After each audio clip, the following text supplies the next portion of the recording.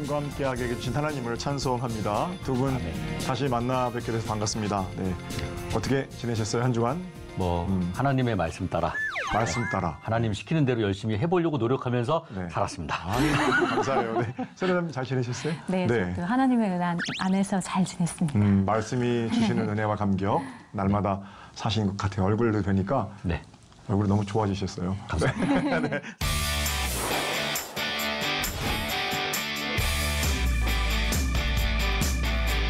계속해서 에베소 교회를 향한 바울의 기도를 살펴보고 있는데요. 지난 시간까지 어떤 내용들이었는지 정리를 좀 해볼까요? 이런 내용입니다. 하나님, 사도 바울의 기도예요. 하나님, 에베소 교회 교회들 성도들에게 지혜와 계시의 영을 주셔서 하나님을 더 알게 해주세요. 그런 얘기도 있었고요. 마음의 눈을 밝히셔서 부르심의 소망이 어떤 것인지, 그 영광의 지극히 풍성한 것이 어떤 것인지, 하나님의 크신 능력이 어떤 것인지 그런 것들을 좀 알게 해주세요. 이런 바울의 기도가 올려지고 있었죠. 참으로 복된 기도이고요. 에베소 교회를 향한 바울의 마음이 느껴지는 그런 대목이기도 합니다. 그러니까 바울의 마음 가운데 3년 넘도록 머물렀던 에베소 교회가 마음에 들어와 있는 거죠. 그러니까 굉장히 어떤 사랑이 느껴지는 대목입니다. 자, 이제 오늘 하고 다음 시간에는 이 1장에 나타난 바울의 기도의 마지막 부분이거든요. 한번 같이 살펴볼게요. 20절에서 22절까지 승대현자님 읽어주세요. 네. 그의 능력이 그리스도 안에서 역사하사 죽은 자들 가운데서 다시 살리시고 하늘에서 자기의 오른편에 앉히사 모든 총치와 권세와 능력과 주권과 이 세상뿐 아니라 오는 세상에 일컫는 모든 이름 위에 뛰어나게 하시고 또 만물을 그의 발 아래 복종하게 하시고 그를 만물 위의 교회의 머리로 삼으셨느니라. 아멘. 아멘. 그러니까 이 지금 말씀을 지난 시간 지극히 큰 능력을 알게 해주세요. 이거 연결시켜서 읽으면 하나님의 지극히 큰 능력은 결국은 예수 그리스도라는 겁니다. 예수님을 죽은 자 가운데 일으키시고 예수의 이름을 모든 이름 위에 뛰어나게 하시고 또 그 예수 그리스도를 교회의 머리로 삼으시고 이런 얘기들이 기록되어 있는데 결국 지극히 크신 능력이란 아들 예수를 그리스도로 삼으신 복된 하나님의 일하심을 이야기하는 거죠. 하나하나 살펴볼게요. 자, 먼저 20절 첫머리에 그의 능력이 하나님의 능력입니다. 예수를 죽은 자 가운데에서 다시 살리셨다. 하나님은 당신의 능력으로 죽은 자들 가운데에서 예수를 다시 살려주신 분입니다. 그리고 부활의 첫 열매이신 그분을 따라 우리 역시 영원한 몸으로 다시 살게 될 겁니다. 그런 차원에서 예수는 죽은 자의 부활되시는 분 맞죠? 예, 우리가 그렇게 고백하고 있어요. 교회력으로 이제 얼마 전에 성회 수요일 지나고 3월 말 사순절을 지나고 있는데요. 부활절이 되면 꽃이 막 피고 그럴 때잖아요. 제가 우리 교우들에게 꼭 드리는 어떤 얘기가 하나 있는데요.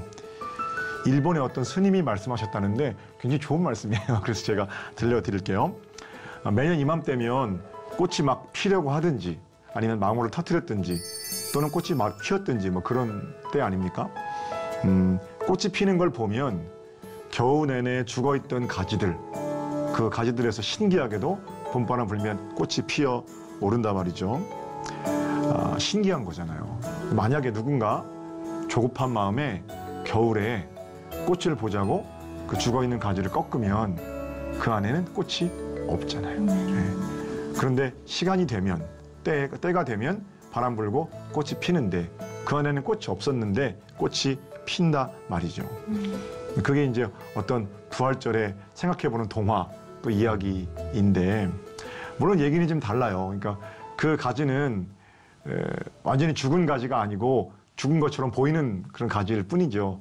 그런데 예수님은 죽은 것처럼 보였다가 다시 일어난 게 아니시잖아요. 완전히 돌아가셨다가 다시 부활하신 거니까 그 비유가 뭐 정확하게 예수님의 부활을 의미한다 이렇게 볼 수는 없지만 그래도 바람 불면 그 바람 따라 죽은 것 같은 가지에서 꽃이 핀다라는 차원에서는 참 좋은 비유가 아닌가 그런 생각도 해보게 됩니다. 왜냐하면 각종 죽은 것 같은 인생들이 있잖아요. 생명 없는 것 같은 인생, 그 언제 꽃이 핍니까?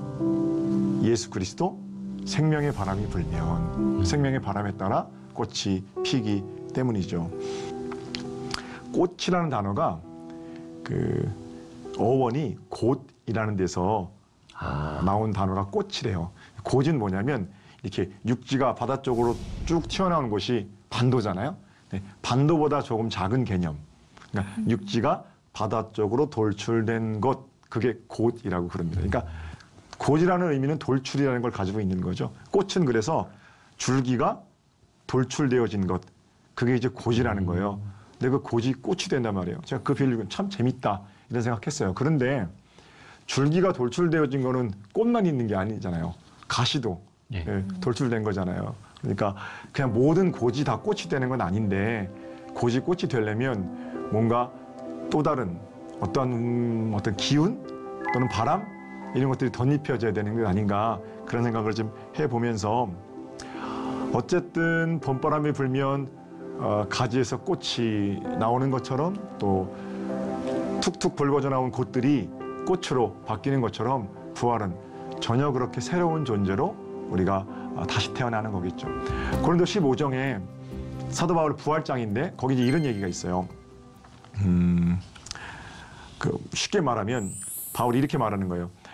아니 부활이 뭡니까? 씨가 썩어지는데 어떻게 그게 다시 산다는 겁니까? 이렇게 이제 묻는 사람들에게 얘들아 부활은 씨가 떨어져서 그 씨는 썩어지지만 나무로 다시 살아나는 그런 것 같은 거야. 이렇게 말해요. 그러니까 쉽게 말씀드리면 이런 거예요.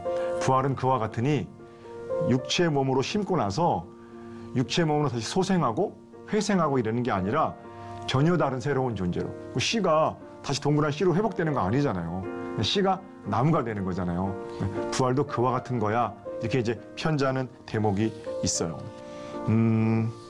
어쨌든 이 모든 능력은 전혀 새로운 존재로 태어나게 하시는 또는 그리스도의 부활을 경험하게 하시는 능력은 부활의 첫 열매이신 예수 그리스도를 따라 우리 모든 자들에게 주어진 하나님의 능력이고 선물이고 그렇죠. 그럼 이런 질문은 생깁니다. 목사님, 전혀 다른 새로운 몸, 신령한 몸 이렇게 말하는데 성경에서 immortal body, 뭐 spiritual body 어떻게 말해도 좋아요. 그 몸이 뭡니까? 그 몸이 뭘까요? 뭐 한번 대답해 보시겠어요? 그 몸이 뭘까요? 신령한 몸, 불사의 몸. 대답을 못 하시는 게 정상이에요. 그걸 저한테 물어봐도 저는 그 몸 모르죠. 아무리 뭐 어떤 뜨거운 체험을 했다고 할지라도 또는 특별한 하늘을 닿을 만한 재주가 있어도 어떻게 그 몸을 설명하겠어요. 뭔지는 잘 모르겠어요. 그러나 모르지만 전혀 알 수 없는가? 또 그건 아닌 것 같아요. 보여주시는 만큼 우리가 알 수 있는 거잖아요. 그러니까 하나님께서 우리가 다시 태어나서 거듭나서 죄송합니다. 부활해서 어떤 몸을 입게 될 건가? 죽지 않을 몸, 변화산에서 모세와 엘리야가 변화되고 한 번에 모세와 엘리야인지 알아보는 뭐 그런 종류의 몸이겠죠. 그런데 그런 몸이 어떤 몸인지는 잘 모르는, 그러나 전혀 모르게 하신 것이 아니라 부분적으로는 알게 하셨다. 저는 그렇게 생각해요. 부분적으로 부활을 경험케 하시고 부분적으로 미리 맛보게 하시고 각종 죽어있는 사람들의 변화를 통해서 하나님께서는 부활을 미리 맛보게 하시는 거죠. 네팔에 이제 저희 교회하고 저한테 직분이 좀 있어서 네팔에 1년에 한 번씩 다녀오거든요. 이번에 다녀왔어요. 2월 달에. 그런데 열심히 아주 저희 교회는 네팔 선교를 합니다. 이번에 어느 학교를 가니까 급식이 필요하다는 거예요. 그래서 그 아이들이 한 200명쯤 되는데 너무 제가 그 급식을 하고 싶은 거예요. 그 마음이. 그래서 하나님, 제가 이거 어떻게 감당할 수 없을까요? 그리고 이제 돌아왔어요. 돌아와서 우리 교우들한테 우리가 사순절에 딱 2주만 한 끼씩 금식해서 헌금하자. 그러면 나머지 10달 동안 거기 있는 200명 넘는 아이들이 밥을 먹는다는데 한 끼 금식하는 게 그게 얼마나 의미 있는 금식입니까? 제가 그리고 이제 선포를 했어요. 그러니까 우리 교인들이 너무 좋아하시는 거예요. 우리 한 끼 굶는다는데 그렇게 좋아하시는 분들은 처음 봤어요. 그러니까 한 끼 굶어서 1년 동안 그 아이들 밥 먹인다니까 전부 동참하시고 이제 그런 일들이 있었죠. 그래서 이제 우리가 물질도 심고 기도도 심고 우리 헌신도 심고 그렇게 하잖아요. 우리의 한 끼 금식이 아이들 급식이 되고 우리 한 끼 금식이 건물도 되고 교회도 되고 옷도 되고 이런 거면 우리는 금식으로 심었는데 거두는 건 금식으로 거두는 게 아니잖아요. 전혀 다른 새로운 것으로 거두고 기쁨을 맛보게 하시고 그런 게 이 땅에서 우리가 심은 것을 다른 변화들로 거두어낼 때 누리게 되는 부활의 감격 뭐 이런 게 아니겠는가 이런 생각도 해보게 되고요. 때로는 어떤 화려한 경험들이 있죠. 내가 몸 안에 있었는지 몸 밖에 있었는지 사도 바울처럼 내가 셋째 하늘까지 갔다 왔는데 뭐 이렇게 자기 경험을 황홀하게 이야기할 수도 있겠습니다만 그런 황홀한 경험도 또는 아주 소소한 이 내가 언제 감동하고 언제 감격했는지도 모르는 그러나 그냥 지나가 버린 것 같은 일상적인 소소한 경험을 통해서도 하늘 기쁨을 미리 맛볼 수가 있는 거죠. 소소한 감동. 꽃과 관련해서 이런 얘기도 있어요. 박완서 선생님 얘기인데요. 확실히 그 글 쓰시는 분들은 이 감각이 좀 다른 것 같아요. 이런 얘기입니다. 어린 시절에 자기 집에 자기가 막 걸어다니기 시작할 때인데 분꽃 화분이 있었대요. 분꽃이 근데 저녁에만 핀대요. 분꽃이. 근데 이게 한참 놀다 보면 저녁에 확 분꽃이 펴 있는 거예요. 그럼 딱 가서 보면 너무 아름답잖아요. 근데 아침이 되면 다시 꽃이 또 져 있고. 얘가 이제 어떤 마음이 생겼냐면 어린 박완서가 그 분꽃 피는 걸 보고 싶은 거예요. 딱 기다리는 겁니다. 그 꽃 앞에 앉아가지고 언제 피나 기다리는데 기다리다가 안 보이잖아요. 그게 기다리다 잠들면 그새 깨보면 탁 펴가지고 용용 그리고 약 올린다는 거예요. 자기를. 그래서 눈 뜨고 그걸 지켜보다가 하루는 못 참겠어서요. 이 어린 박완서가 딱 다무리고 있는 분꽃을 이렇게 손으로 폈대요. 다 펴졌지. 이제 그리고 이제 한 거예요. 근데 그 다음 날이 됐는데 자기가 손으로 잡아 핀 그 꽃만 죽 거예요. 나머지 꽃들은 다 펴 있고. 그러면서 쓰는 말이 어떤 거냐면 나는 어린 시절 생명에 대한 경외를 처음 느꼈다. 어린 아이의 손으로 잡아 펴도 죽는 그 꽃을 아름답게 피워낸 손길은 누구의 손길이었을까? 어쩜 글을 그렇게 써요, 그죠? 네. 마음이 아름다우셔서 그런 거죠. 자기 손으로도 부서지는 그 꽃을 피워낸 부드러운 손길은 누구의 손길이었을까? 그러니까 하나님에 대한 경외를 처음 느꼈던 장면이라고 그래요. 그러니까 우리가 하나님께서 다시 살리시고 새롭게 하시고 무엇인가를 일으키시고 변화시키시고 우리 시간이든 공간이든 그 안에 사는 나 자신이든 무엇이든 변화되어 가는 우리의 모습. 그러니까 그 전으로 다시 되돌아가는 회귀, 소생, 회생 이게 아니라 전혀 다른 새로운 모습으로 살아가게 하시는 어떤 능력들을 경험하게 되는 건 나는 이 땅에 살면서 미리 맛보게 되는 그런 어떤 부활 경험이다. 저는 이렇게 생각해요. 그리고 부활 경험이 가능한 것은 2000년 전에 예수님께서 죽은 자 가운데서 일어나신 하나님께서 예수를 죽은 자 가운데서 일으키신 부활 사건이 있었기 때문에 그런 거죠. 부활 사건을 통해서 우리는 갖가지 부활들을 경험하게 되고 이제는 미리 맛보는 차원이지만 종국에는 주님과 함께 다시 일으키심을 받게 될 거잖아요. 그 아름다운 믿음의 고백들이 부활에 대한 좋은 어떤 고백이나 정언들이 아닌가 그런 생각을 좀 해보게 됩니다. 들을 귀 있는 자는 듣고 볼 눈 있는 자는 보는 거죠. 하나님의 예수 그리스도의 부활의 기쁨을. 우리 자신을 내어드릴 때 주님께서 그런 경험들을 하게 하시죠. 자, 이쯤에서 질문 하나 좀 드릴까요? 좀 졸리실 것 같은데. 그죠? 안 드세요? 그냥 회복되고 다시 예전으로 돌아오는 이런 차원을 넘어서서 전혀 새로워지는 그런 삶의 경험들 있으시죠? 다시 살아난 것 같은 부활의 경험. 한 가지씩만 좀 나눠볼까요? 네. 저는 이제 첫 아이가 태어났을 때 뭔가 여태까지의 임승대가 아닌 아버지 임승대로서 네. 그 굉장히 새로웠어요. 저는. 우셨죠? 아유 울었죠. 네. 저도 울었어요. 많이 예, 울었어요. 눈 마주쳤는데 네. 그냥 애들이 그러더라고요. 첫 애 낳고 눈 마주 운다고. 왜 남자하면 왜 울고 생명에 대한 어떤 기쁨, 감사. 네. 우리 하나님 마음이 이러셨겠구나. 뭐 그런 마음이죠. 세례자님 어떠세요? 네. 저는 어렸을 때부터 하나님을 믿었었는데 그때는 그냥 몸만 그냥 하나님을 믿는 것이 아니라 그냥 왔다 갔다 교회를 다녔었다면 중간에 제가 정말 인격적으로 하나님을 만났을 때가 있었거든요. 네, 네. 그러면서 정말 그냥 보는 것 이런 것이 달라지는데 그래요. 그때는 정말 그냥 정말 모든 것이 달라지더라고요. 내가 생각하는 것도 달라지고 그렇군요. 네. 그렇군요. 똑같은 걸 봐도 볼펜 하나를 봐도 맞아요. 이 볼펜이 그냥 볼펜이구나 그러다가 야, 이 볼펜도 마지막까지 자기의 사명을 다하는데 나도 마지막까지 사명을 다 이렇게 뭐 모든 사물에 자기 감정을 또 부활의 경험들을 이입하게 되는 경우죠. 우리 임유사님 지난 2월달에 저에게 오셔서 간증해 주셨는데 네. 그때 은혜로웠거든요. 그때 이제 감사합니다. 그 어떤 사고를 당하시고 나서 근데 회복시켜 주시는 하나님의 은혜가 크잖아요. 네. 그런데 그냥 회복이 이전에 건강하시던 그 몸으로 되돌아온 차원이 아니고 이제는 건강을 회복시켜 주셔서 뭔가 다른 삶을 살게 하시는 하나님의 은혜의 감격. 그러니까 그 전에 살던 그 삶과는 전혀 다른 것들을 경험하게 하시는 것이 다시 살려주심의 변화의 경험들이 아닌가 그런 생각 좀 해보게 됩니다. 자, 부활의 경험. 네. 우리 가운데 날마다 누리게 하시는 하나님이 계시고요. 종국에는 그 경험이 우리를 예수 그리스도 닮은 삶으로 인도해낼 겁니다. 자, 계속해서 20절 한번 세례자매님 읽어주시겠어요? 네. 그의 능력이 그리스도 안에서 역사하사 죽은 자들 가운데서 다시 살리시고 하늘에서 자기의 오른편에 앉히사. 아멘. 지극히 크신 능력으로 예수를 죽은 자 가운데 일으키시고 또 그 능력으로 어떻게 해요? 하늘에서 자기의 오른편에 앉히셨다. 네, 자주 쓰는 사도 바울이 자주 쓰는 표현이거든요. 그러니까 하나님 우편 또는 보좌의 우편 뭐 이렇게 말하는데 스테반도 순교할 때 하늘 보좌 우편에 앉아 계신 예수님을 본 거잖아요. 예수님 계신 쪽은 오른쪽이구나 이렇게 생각할 수가 있어요. 근데 이거는 오른쪽 왼쪽 할 때 그 오른쪽은 아닌 것 같아요. 맞나요?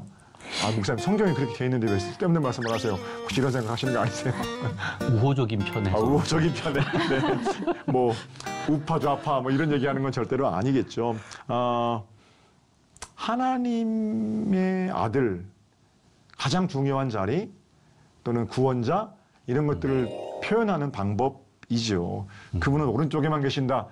아니죠. 무소부지하신 분이 오른쪽에도 왼쪽에도 위에도 아래도 안에도 밖에도 앞에도 뒤에도 계신 분이 예수님이신데요.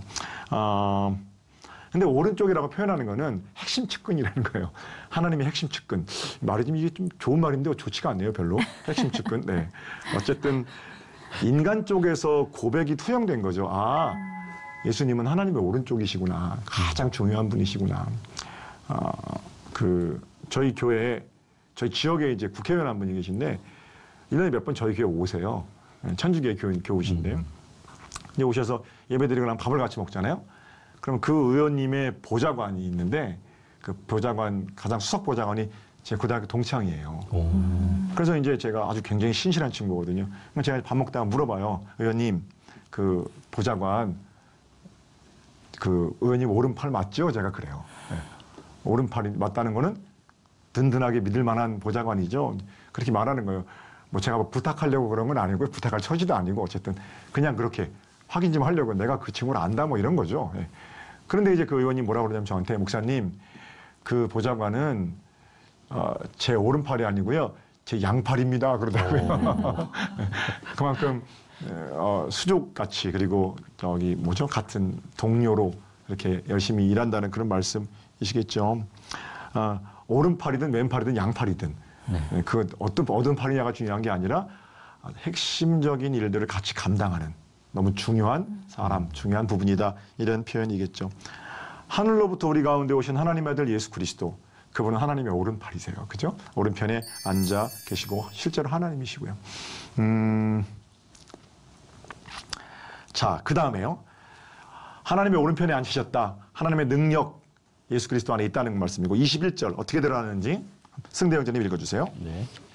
모든 통치와 권세와 능력과 주권과 이 세상뿐 아니라 오는 세상에 일컫는 모든 이름 위에 뛰어나게 하시고. 아멘.